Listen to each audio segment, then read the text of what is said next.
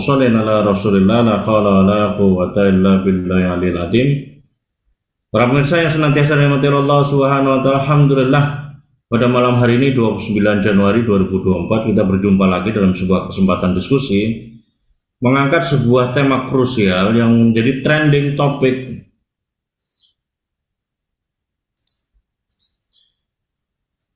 Sebagaimana yang kita ketahui, sinyalemen yang disampaikan oleh calon presiden nomor urut 01 Pak Anies Baswedan mengenai visi misi dan pandangan beliau tentang kemungkinan normalisasi yang dilakukan terhadap organisasi masyarakat yakni HTI Hizbut Tahrir Indonesia dan Front Pembela Islam memicu perbincangan publik seperti apa sebetulnya pengaturan atau konstruksi perundang-undangan mengenai organisasi masyarakat yang telah diletakkan dan tentu saja diimplementasikan dalam bentuk law of enforcement dalam setidaknya kurun waktu 2 periode kepemimpinan rejim Presiden Joko Widodo yang telah menimbulkan banyak pertanyaan publik mengenai seberapa jauh sebetulnya performa lawmaking proses maupun law enforcement pada periode kepemimpinan Presiden Joko Widodo.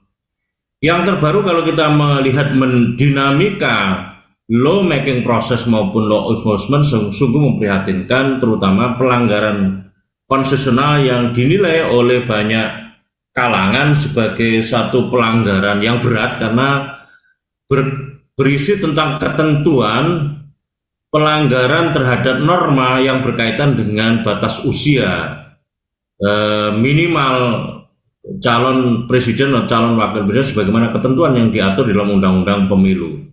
Tetapi kali ini kita akan mencoba memperbincangkan seperti apa sebetulnya sinyalemen yang ditunjukkan oleh Pak Anies Baswedan, pandangan terkait dengan sinyalemen itu terkait dengan konstruksi perundang-undangan atau legal of frame yang berkaitan dengan organisasi masyarakat dengan seorang pakar hukum pidana. Beliau adalah Dr. Muhammad Taufik SHMH. Langsung saja kita sapa beliau. Assalamualaikum warahmatullahi wabarakatuh, Dr. Muhammad Taufik.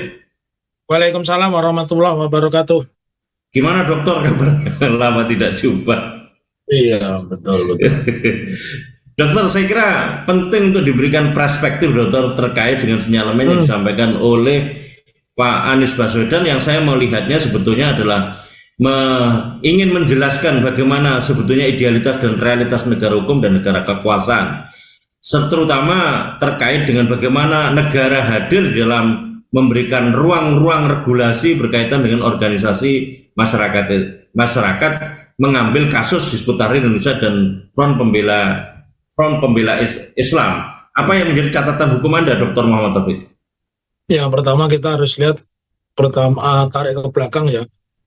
Pembubaran HTI itu kan terjadi 19 Juli 2017 ya, di mana di situ diarsiteki orang yang pernah menjabat sebagai dirjen pada saat itu ya, Romli Atmasmita, kalau tidak salah ya. Kemudian berturut selanjutnya 21 Juni 2019 Front Pemuda Islam ya, Front Pembela Islam. Pembela Islam itu saya yang mendirikan di Solo itu waktu Ambon itu. Oh gitu.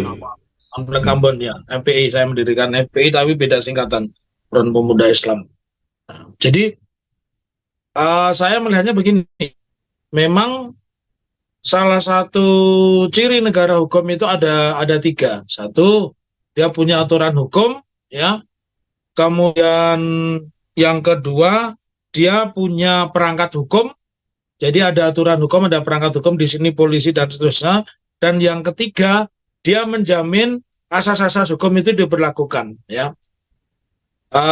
Pertama, asas hukum itu kita mengenalnya sebagai asas legalitas, dan itu yang menjamin supaya tidak ada kesewenang-wenangan ya. Di semua undang-undang itu dicantumkan, di Undang-Undang KUHP yang baru pun di pasal 2 ayat 1, kalau KUHP yang lama kan Undang-Undang pasal 1 ayat 1 ya. Nah, kita kembali kepada mekanisme ketika kita berbicara badan hukum itu kan ada 2, badan hukum privat dan badan hukum publik. Perbedaannya yang satu didaftarkan di Kementerian Hukum dan HAM dan yang satu tidak, kan begitu. Tapi artinya keduanya berbadan hukum. Nah, kalau kita melihat pernyataan Pak Anies dikaitkan dengan keberadaan Front Pembela Islam, jangan keliru Front Pembela Islam ya. Dan Hizbut Tahrir Indonesia, maka kita melihatnya dalam perspektif sebagai sebuah negara hukum itu, apapun yang dilakukan oleh aparat negara ketika menegakkan hukum, dia harus menganut azas yang disebut due process of law. Apa itu maksudnya due process of law? Bahwa aparatur negara atau negara ketika menegakkan hukum itu tidak boleh melanggar hukum. Dan sadar atau tidak sadar, Pak Mahfud yang dulu begitu bangga membubarkan FPI, sekarang kan kena batunya, ya.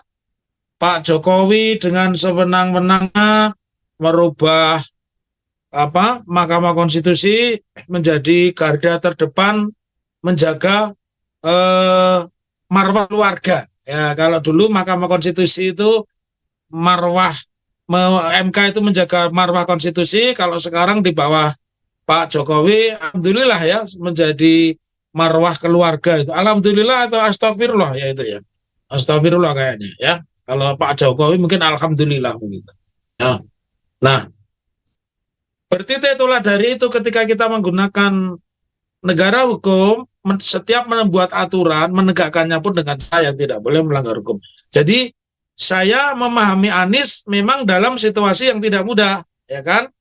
Karena sebenarnya sudah dimulai sejak Anies diumumkan, itu beberapa kawan-kawan dari Nasdem sudah bakal tahu karena Anies nanti akan ditembak keterkaitannya dengan HTI dan API dan kemarin kalau tidak salah juga ada deklarasi tentang dukungan Napiter. Tidak tahu itu apakah itu dari intern atau pekerjaan intelijen. Kalau saya lebih mencurigai dengan penyebutan Napiter itu pasti pekerjaan intelijen. Karena orang Islam tidak pernah menggunakan istilah Napiter begitu. Napiter itu istilah yang sangat polisi sekali begitu. Nah, kembali tadi pertanyaan Cak Slamet ya, Cak Slamet Sugianto, udah lama ini saya nggak ketemu di forum ini ya, karena memang setelah mulai perkuliahan itu hampir mahasiswa sekarang termasuk dosennya itu ribet itu, harus menyiapkan capaian perkuliahan, terus meneliti ini dan sebagainya ya, tapi tidak masalah karena ini menjadi sebuah kewajiban. Dan mungkin Cak Slamet mengingat saya ketika kemarin suara saya muncul di mana-mana itu kaitannya dengan penggelapan pasal 299 ayat 3. Ayat 3-nya hilang. Yang ada cuma presiden boleh berkampanye. Tapi ayat 3 itu harus dia seorang capres. Oke, kembali kepada pertanyaan. Nah, sekarang apakah yang dilakukan Pak Mahfud MD ketika membubarkan FPI pada tanggal 21 Juni 2019, begitu juga ketika negara dengan Jaksa Agung, kemudian kepolisian, ya, Jaksa Agung, kepolisian, dan Menteri Dalam Negeri menyatakan pembubaran HTI pada tanggal 19 Juli 2017, apakah itu sesuai prosedur hukum? Menurut saya katakan kalau kita mengacu dengan Undang-Undang Keormasan, karena itu badan hukum, pertama memang harus lewat mekanisme reprimand atau peringatan ya, 1, 2, 3. Habis itu kemudian dibawa ke pengadilan. Baru di situ dibuktikan apakah organisasi ini layak dibubarkan atau tidak. Tetapi yang terjadi kan mereka di satu sisi mengakui mekanisme itu, tetapi di sisi lain mereka menabrak. Jadi yang ditempuh adalah membubarkan dulu, baru kemudian meminta kepada pengadilan untuk mencabut status dua organisasi tersebut. Nah, yang menjadi pertanyaan adalah kenapa kalau itu badan hukum publik, kenapa hanya Front Pembela Islam dan Hizbut Tahrir Indonesia yang dibubarkan, sementara banyak juga lembaga-lembaga hukum yang lain, atau lebih tepatnya badan hukum yang lain baik privat atau publik yang juga melakukan tindakan-tindakan anarki, misalkan membubarkan pengajian, ya, kemudian menutup tempat peribadatan, dan yang paling konyol adalah ketika terjadi apa yang disebut sebagai Satgas, ya, satuan tugas merah putih yang dibentuk oleh Tito Karnavian. Kenapa saya bicara seperti itu? Kalau dia badan hukum, lebih-lebih ini badan hukum publik. Kenapa saya sebut badan hukum publik? Karena ini negara. Ketika dinyatakan dibubarkan, ada yang tidak diliwati. Apa itu, Cak Slamet? Jadi Satgas Merah Putih yang di situ mengelola banyak aktivitas, bahkan Satgasus ini luar biasa ini ya, karena dia bisa menginsep pekerjaan-pekerjaan Polda, pekerjaan-pekerjaan korupsi, narkotika dan sebagainya, dan muncullah kemudian lewat kasus Verdi Sambo, kemudian disusul dengan Teddy Minahasa, kita jadi terperangkap. Nah pertanyaannya, kalau tadi bicara maka itu dibubarkan, yang tidak dilakukan terhadap badan hukum publik, ya, saya mengatakan badan hukum publik, kalau FPI dan HTI ini kan badan hukum privat, ya. Yang badan hukum publik milik pemerintah ini, kenapa tidak dilakukan legal audit, itu yang pertama. Kemudian dulu kan pernah kita perbincangkan juga, ketika membubarkan harus ada proses likuidasi. Kenapa saya katakan harus ada likuidasi? Karena pembubaran saja tanpa likuidasi berarti badan hukum publiknya itu masih ada. Berarti Satgasusnya itu masih ada. Nah, kenapa harus dibubarkan? Biar ada audit keuangan juga, ya.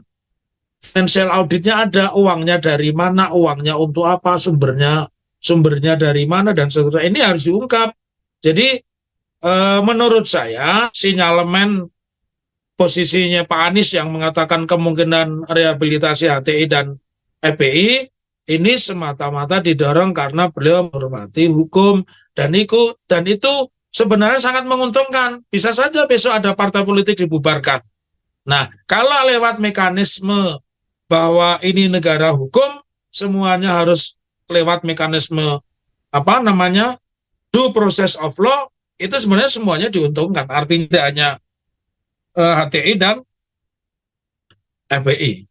Begitu, Cak Slamet. Ya, Dr. Muhammad Taufik, perbandingan yang Anda jelaskan tadi dalam domain pembahasan lembaga hukum privat dan lembaga hukum publik antara Satgasus dengan HTI dan FPI, perbedaan penanganan atau law of enforcement terkait dengan kedua lembaga ini, apa yang sebetulnya menjadi problem hukum perbedaan treatment di antara keduanya? Apakah Anda ingin menjelaskan adanya perbedaan di dalam melakukan treatment atau penegakan hukum atas dua lembaga, antara lembaga hukum privat dengan lembaga hukum publik yang Anda sebut dengan Satgasus tadi, Dr. Muhammad Taufik? Ya, selama ini ketika badan hukum privat seperti HTI dan FPI dibubarkan, itu kan semua asetnya langsung dibukukan. Dan semua orang bicara PPATK bisa dibekukan. Bukan hanya itu, Cak Slamet. Mungkin kita lupa di Bogor itu ada transaksi yang menggunakan mata uang dinar yang kemudian oleh PPATK dinyatakan begini-begini, yang pada akhirnya pengadilan merehabilitasi itu semua. Kan lewat mekanisme itu. Jadi ada proses perampasan dan sebagainya, dan dijelaskan asetnya, dipublish secara luas. Nah, pertanyaannya, kenapa justru badan hukum publik yang dibubarkan ini tidak dilakukan yang namanya legal audit dan financial audit?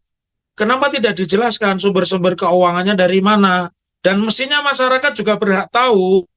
Kenapa masyarakat berhak tahu? Karena yang namanya badan hukum publik berarti dia menggunakan uang negara. Dia menggunakan fasilitas negara, dan yang pasti dia menggunakan mekanisme negara. Dua perbedaan yang mencolok, badan hukum privat yang mungkin kekayaannya tidak seberapa saja, diking sedemikian rupa, dipublish, dan seterusnya, sampai kemudian dirampas dan dibekukan. Nah, kenapa ini tidak berlaku pada badan hukum publik? Seharusnya badan hukum publik ketika dibubarkan itu sama. Jadi sama ketika kita membubarkan misalkan bank yang bangkrut, harus disebut ini aktifannya berapa, pasifannya berapa, utangnya berapa, dan sebagainya. Itu harus disebut. Nah, ini kan tidak disebut.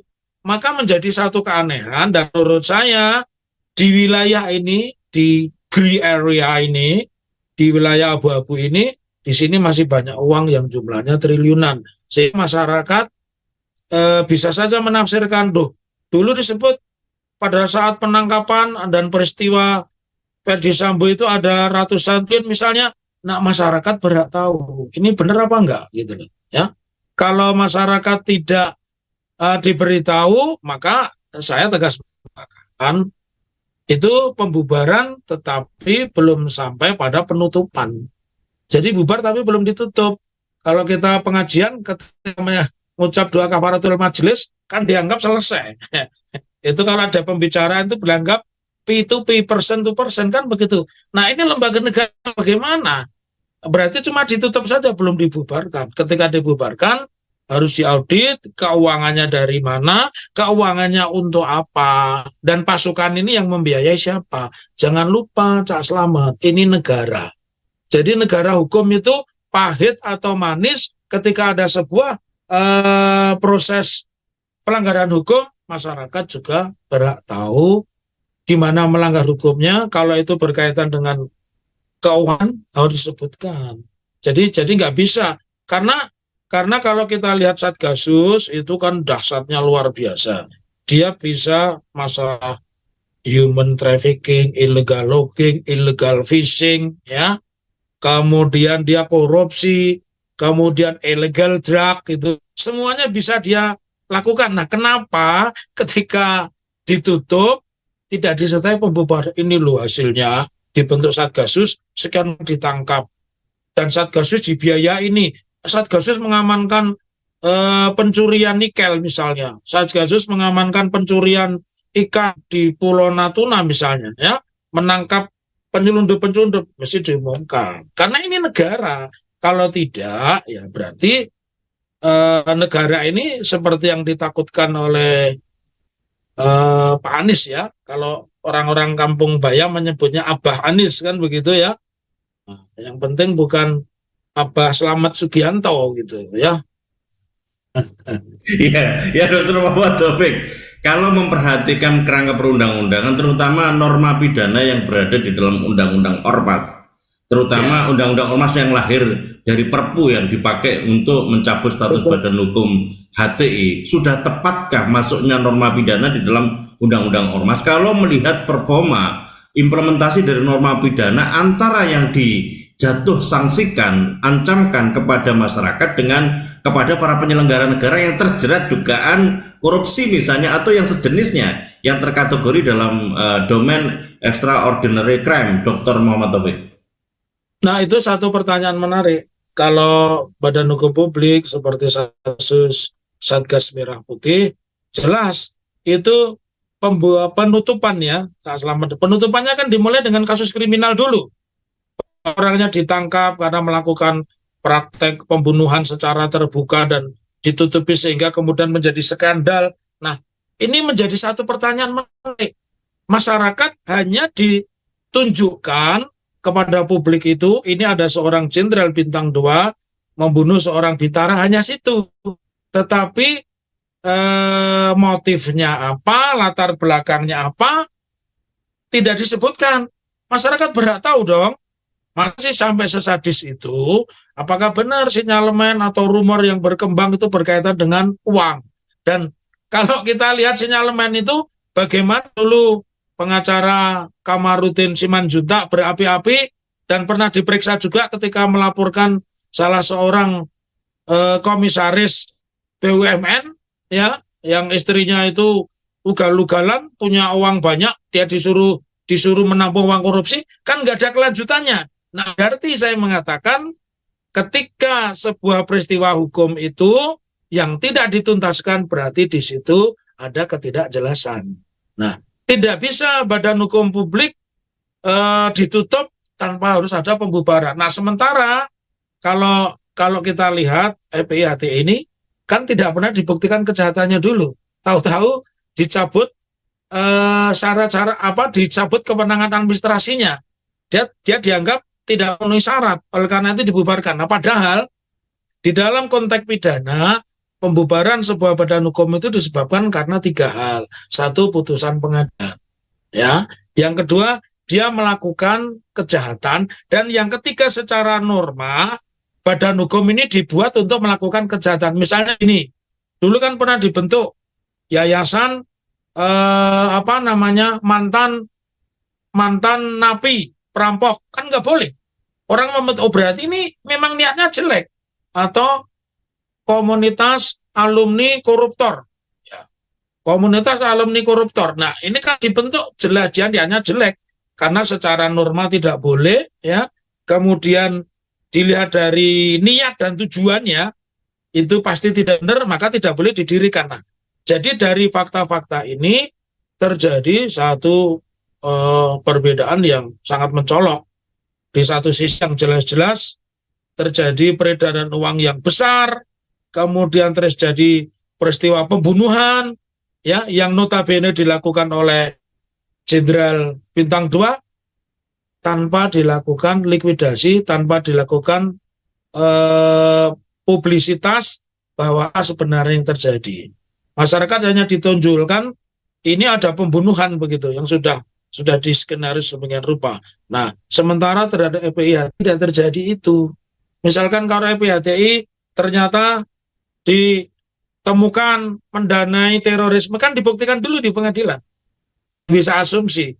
Karena begini yang harus diketahui masyarakat, misalkan pusat penelusuran transaksi keuangan atau PPATK, pusat penelusuran analisa transaksi keuangan, itu bukan penyidik. Jadi dia tidak bisa mengumumkan, oh ini jahat, oh ini tidak jahat, ini uang haram, ini uang halal, tidak bisa. Dia itu tugasnya hanya seperti pengantar koran, disuruh ngirim koran ini, diantar gitu. Tapi tidak bisa mengatakan koran ini koran kuning, koran ini koran merah, koran ini hoax. Itu tidak bisa. Begitu nggak Slamet? Penjelasannya sangat gampang, jelas. Ya, ya Dr. Muhammad Taufik, ini yang terakhir Dokter. Kalau melihat kasus HTI dan EPI, sebagaimana yang dokter tadi jelaskan bahwa keputusan hukum inkrahnya justru tidak dihasilkan atau tidak dijadikan sebagai alasan, justru yang mengedepan adalah pembubaran. Lalu kemudian pengadilan yang digunakan sebagai legitimasi untuk melakukan pembubaran. Kalau HTI menggunakan Perpu nomor 2 tahun 2017, nomor 7 atau nomor 20? Nomor 2 yaitu tahun 2017. Ya. Kalau FPI itu menggunakan SKB 6 pejabat politik, 3 menteri atau 4 menteri begitu. Lalu kemudian ada 2 pejabat kepala BNPT dan satunya lagi saya lupa. Itu apakah hal yang seperti itu satu yang jamak, dan seberapa kemungkinan, ya kita tidak mengerti nanti seperti apa ganti rejim baru ini, apakah semakin membuka ruang agar negara hukum ini bisa lebih berkembang, atau justru yang mengemuka adalah negara kekuasaan. Seberapa kemungkinan secara hukum peluang untuk melakukan rehabilitasi atau yang disebut dengan istilah normalisasi dimungkinkan secara hukum, dan apa faktor yang sangat fundamental, Dr. Muhammad Taufik, peluang itu? Saya akan menjawab itu. Faktor fundamental itu adalah kecerdasan berbangsa bernegara seorang presiden, ya. Kalau presidennya masih bagi-bagi sembako di depan istana, ya dia tidak masuk kategori yang cerdas, lagi disebut negarawan. Jadi yang terutama adalah kecerdasan seorang presiden dan sikap kenegarawanan. Lalu kalau kita kembali kepada pemahaman awal ini sebagai negara hukum, sebenarnya kita bisa tarik, kita pernah memiliki contoh seorang presiden yang punya sifat kenegarawanan. Siapa? Dia adalah seorang almarhum Baharudin Yusuf Habibie. Baharudin Yusuf Habibie yang memberikan ruang, ya, sehingga partai-partai itu bisa menjadi berkembang. Bahkan pemberontak pun seorang Sanana Gusmao dikeluarkan dari penjara bisa menjadi presiden, menjadi Perdana Menteri. Seorang Sri Bintang Pamungkas yang tahun 96 di Dresden dianggap sebagai melakukan kegiatan makar atas kunjungan Pak Harto, dia dipulihkan haknya sebagai pegawai negeri, bahkan beliau sekarang sudah seorang guru besar atau profesor. Nah, jadi kita sudah punya contoh negara ini. Jangan seperti Soekarno. Soekarno tiba-tiba membubarkan Masyumi, ya, dan sebagainya. Fakta itu tadi bisa ditepis. Nah, oleh karena itu, tadi pertanyaan saya jawab yang terakhir dulu, bahwa sikap kenegarawanan dan kecerdasan. Kalau seseorang tidak punya sikap kenegarawanan dan kecerdasan, dia tidak akan punya kebijakan seperti itu. Sama juga dia memamerkan Undang-Undang 7 2017 tentang pemilu, pasal 299 hanya pasal 1 dan 2, pasal 3 disembunyikan. Nah, ini kan konyol ya. Nah, lalu kemudian menginjak yang pertama, pertanyaan yang pertama, bagaimana? Tidak boleh lagi terjadi seperti itu. Karena Pak Habibie pun membiarkan, saya pun juga sepakat ya, misalkan Pak Habibie itu kan membiarkan sampai kemudian Islam itu juga boleh dipakai sebagai ideologi partai politik. Pak Harto kan dengan monoloyalitas dengan asas tunggal kan melarang partai-partai dan ormas itu harus memakai asas Pancasila. Meskipun absurd juga ya Pancasilanya seperti apa. Karena Pancasila itu sebagai seorang ahli hukum saya mengatakan itu ideologi yang terbuka. Apapun bisa mewarnai. Kembali kepada pertanyaan, kita ke depan tidak perlu menafikan, karena Pak Habibie sudah memberikan contoh, misalkan partai-partai yang dulu dilarang di masa Pak Harto, kemudian kan bisa berdiri, ya, Partai Rakyat Demokratik, misalkan. Sama juga, jadi tidak perlu ada kecurigaan seperti yang disampaikan Ali Maskur Musa, dan itu nggak nyambung menurut saya ketika menyebut nama-nama ormas yang sudah dibubarkan. Di satu sisi dia mengatakan mereka masuk ke sana, itu kan menjadi inkonsisten. Jadi ke depan ada 3 hal yang dilakukan. Pembubaran organisasi apapun namanya, kalau partai politik lewat Mahkamah Konstitusi, kalau organisasi masyarakat, organisasi keagamaan harus lewat yang namanya pengadilan. Kemudian kedua, kaum intelektual, cerdik, cendekia harus melawan. Jangan lupa Cak Selamat, dulu Muhammadiyah juga mau dibubarkan, tapi Muhammadiyah ini terlanjur besar, ya, terlanjur besar, maka Muhammadiyah merespon dengan keras pula, gitu loh, ya. Tapi itu sudah muncul. Jadi sekali lagi tidak boleh ada pembubaran partai atau ormas tanpa lewat mekanisme hukum. Yang kedua, masyarakat harus meluruskan. Dan yang ketiga, ini saya bukan kampanye, saya tidak akan menyebut nama capres. Tapi pilihlah orang yang punya sifat kenegarawan dan cerdas. Jadi kalau Anda memilih yang tidak punya sifat kenegarawan dan cerdas, ya Anda tidak akan pernah menjadikan negara ini mendapat limpahan rahmat. Nonsen, ya. Nonsen menekan tambah kekuasaan kepada orang yang mimpinya tidak pernah tidur, tapi mimpi jadi presiden. Ya, mimpi ngasih makan di kebun binatang, ya, misalnya begitu. Begitu Cak Selamat, tetaplah menjadi orang merdeka, berpikir merdeka, dan hidup di negara yang harus dimerdekakan. Assalamualaikum warahmatullahi wabarakatuh. Waalaikumsalam warahmatullahi wabarakatuh. Terima kasih Dr. Muhammad Taufik atas perspektifnya. Semoga ini dicatat sebagai bagian dari amalan mabulan dan diterima secara positif sebagai kontribusi positif intelektual oleh seorang yang kompeten, seorang pakar hukum pidana yang tentu ini argumentasi intelektualnya bisa dipertanggungjawabkan secara akademik dan secara akliyah di hadapan Allah Subhanahu wa taala. Terima kasih Dr. Muhammad Taufik atas pencerahannya. Ya sallallahu murakum jami'an barakallahu fikum. Assalamualaikum warahmatullahi wabarakatuh. Terima kasih Dr. Taufik. Terima kasih.